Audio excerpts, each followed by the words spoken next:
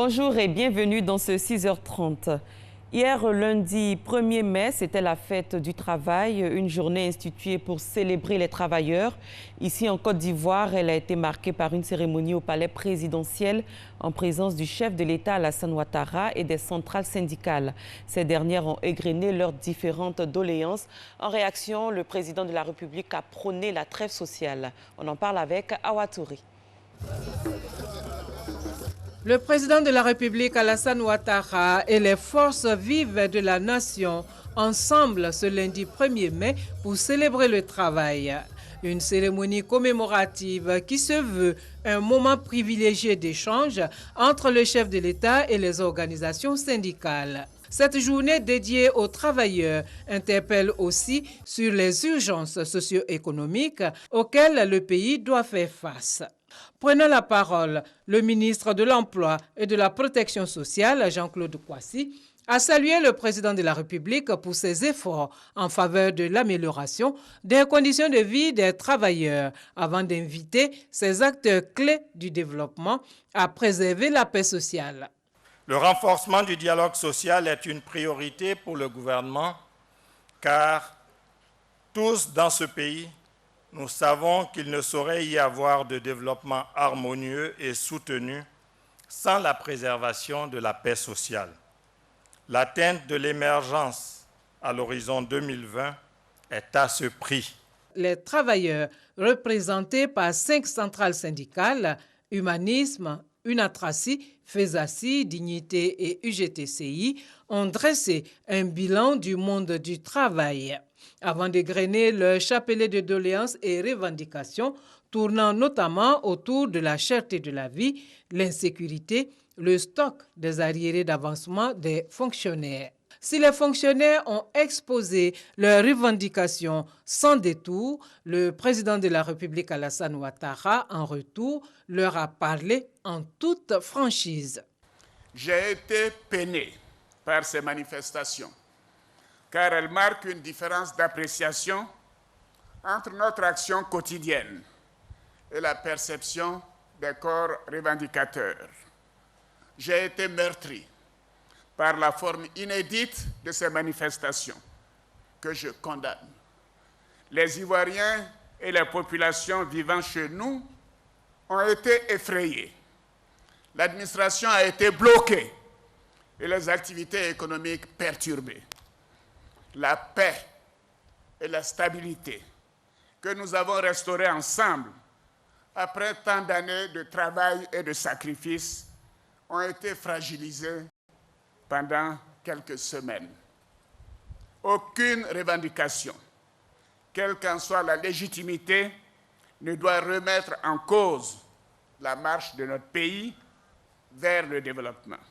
Mon rôle en tant que président de la République est d'être continuellement à votre écoute pour vous apporter des solutions en vue d'améliorer les conditions de vie de chaque Ivoirienne et de chaque Ivoirien.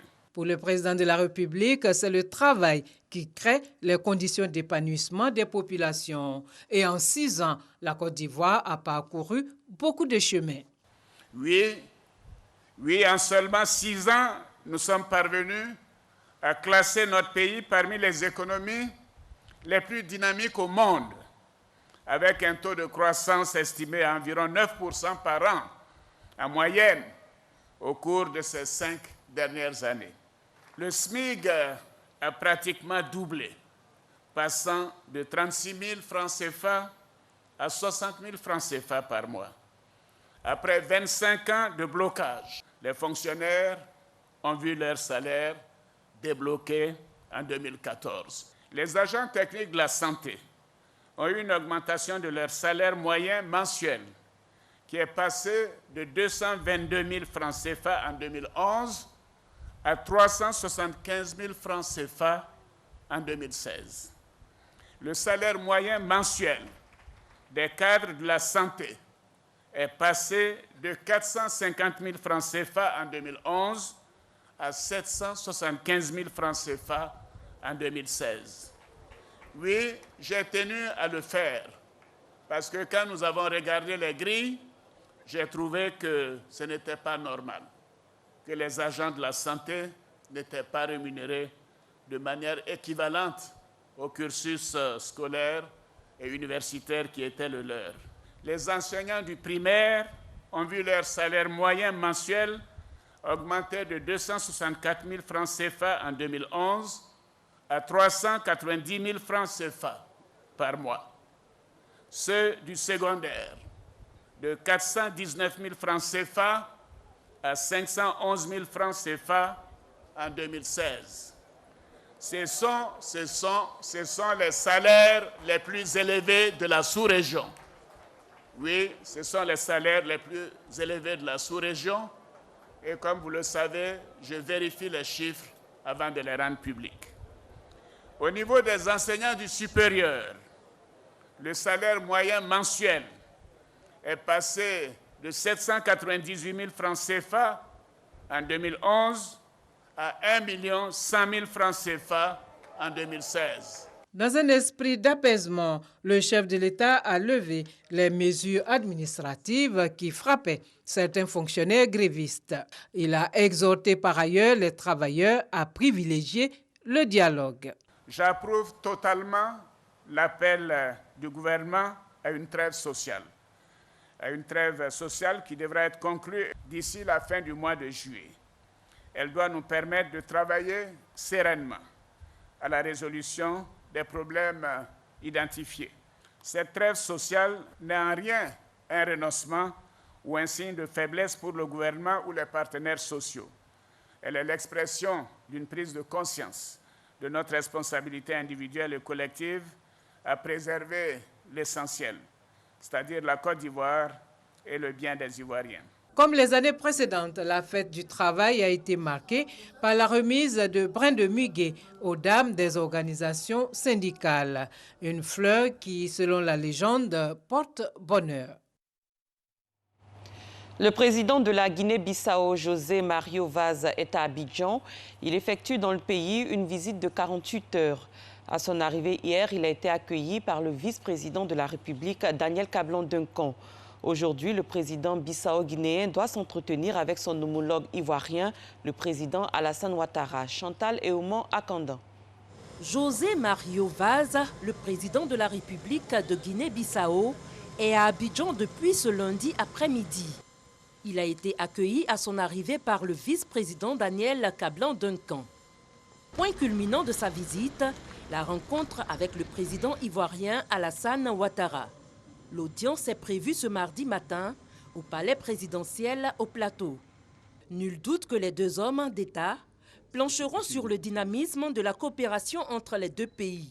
Signalons que la Guinée-Bissau fait partie des pays membres de la communauté économique des États de l'Afrique de l'Ouest, CEDEAO, et de l'UEMOA, l'Union économique et monétaire ouest-africaine. La Guinée-Bissau est un pays luxophone de l'Afrique de l'Ouest. On y parle aussi le français. Ce pays est situé entre le Sénégal et la Guinée. Le séjour de José Mario Vaz en Côte d'Ivoire prend fin après sa rencontre de ce mardi avec son homologue ivoirien. Du 1er au 5 mai, la Côte d'Ivoire abrite la 6e réunion des ministres chargés de la défense des pays membres de la communauté des États sahélo-sahariens (CENSAD). Thème retenu, ensemble contre le terrorisme pour la sécurité et le développement mutuel. Une rencontre préparatoire des experts s'est tenue en prélude à ce conclave. Abou Sanougou.